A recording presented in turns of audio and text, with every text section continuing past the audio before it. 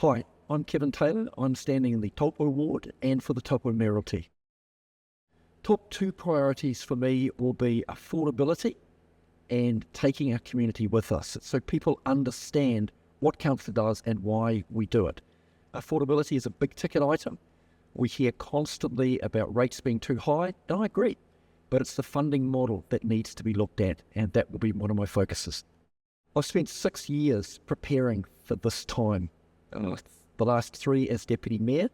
I've read widely. I have a good handle on what is happening in the local government sector, both nationally and here in Taupō, and I'm prepared to advocate for us as a community so that we remain strong.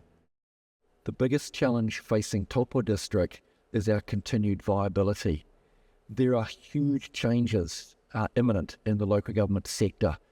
Local waters, the RMA, consenting and building, and many other things are going to question our viability as a council.